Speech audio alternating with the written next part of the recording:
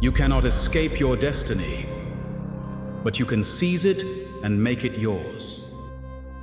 The dark side of the Force is a pathway to many abilities some consider to be unnatural.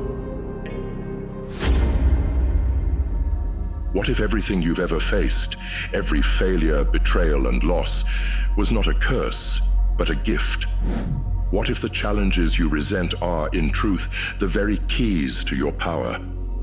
The Jedi might preach detachment from the events of life, but the Sith know better. We do not run from fate, we embrace it. Amor fati, the love of fate, not submission, but mastery. Today we will explore how the Sith wield this philosophy to dominate their destiny. Are you ready to confront your life, your challenges, and see them for what they truly are? Opportunities to ascend. Part 1. Embracing Fate. The Sith Philosophy. The Sith understand a truth that escapes the weak. Fate is not an adversary, but an ally. To embrace fate is not to surrender to it, but to harness it as a tool for power. The Sith do not cry out in despair when plans fail or when betrayal strikes.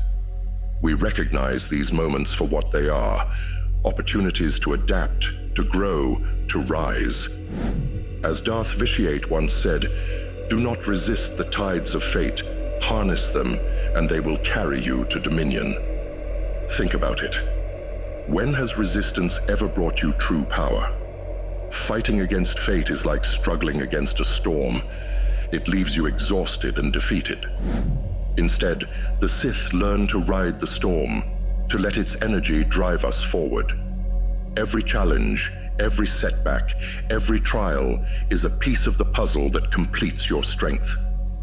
You must relinquish the illusion of total control. Understand this. You cannot dictate every outcome in life, but that is not weakness. It is an opportunity. When a plan fails, the Sith do not waste time mourning. Instead, we analyze, adapt, and seize the new opportunities that emerge. A betrayal, an opening to reassess alliances, a failure, a lesson in strategy. Take, for example, a modern professional setback. Losing a promotion to a less deserving rival. You could wallow in resentment, or you could recognize the lesson. It wasn't yours because you weren't yet ready to dominate the position. Let it fuel your ambition. Redouble your efforts, refine your skills, and when you claim that higher seat of power, you will do so with unshakable authority. Part 2. Transforming suffering into strength. Pain is inevitable, but weakness is a choice. The Sith do not see suffering as something to flee. We see it as a forge. Every blow, every loss, every hardship hammers us into something stronger. When you embrace your fate, even the darkest moments lose their power to harm you. They become fuel. Reflect on your own life. Those moments of despair, what have they taught you? Did they break you? Or did they carve you into someone sharper, more focused? The Sith understand that suffering is not the end, but the beginning. Amor fati demands that we transform pain into strength. This is how we ascend while others crumble. Try to practice reframing challenges as opportunities. When faced with adversity, ask yourself, what does this situation make possible? The weak lament their misfortune. The Sith see the opportunity hidden within every setback. That failed business venture, a lesson in resilience. That heartbreak, a moment to forge independence. View life as a battlefield and every challenge as a chance to sharpen your blade. Part 3. Fate as a weapon.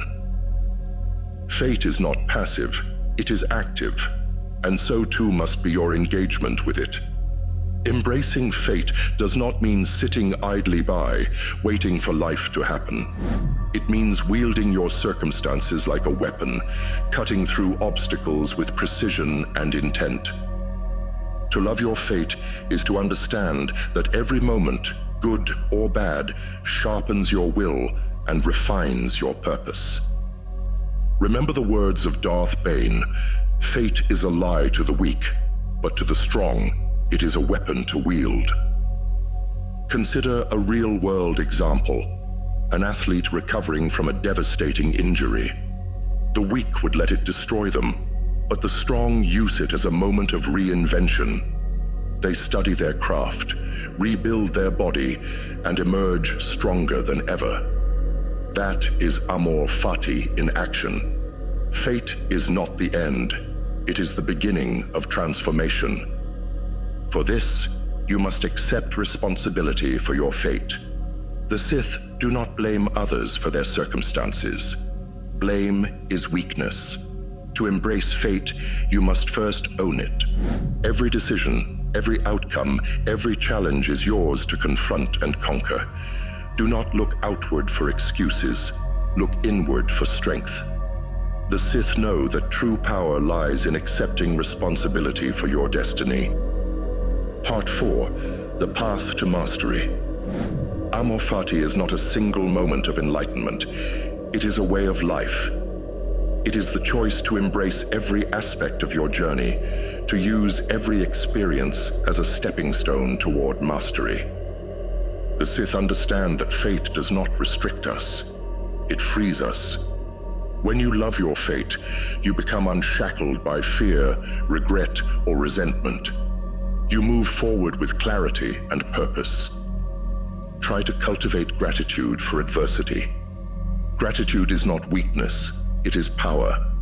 Be grateful for your challenges. They are the crucibles in which you are forged. The Sith do not resent their trials. We welcome them as opportunities to prove our strength. Gratitude for adversity shifts your mindset from victimhood to mastery, enabling you to see the hidden power within every obstacle. As Darth Plagueis once said, "Fate is not kind nor cruel. It is indifferent, and that is why it must be mastered." This is the path to freedom and dominance. To embrace your fate is to transform every moment of your life into a tool for growth and power.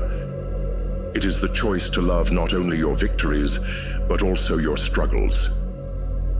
Through this philosophy, you become unshackled by weakness and ascend to the heights of your potential.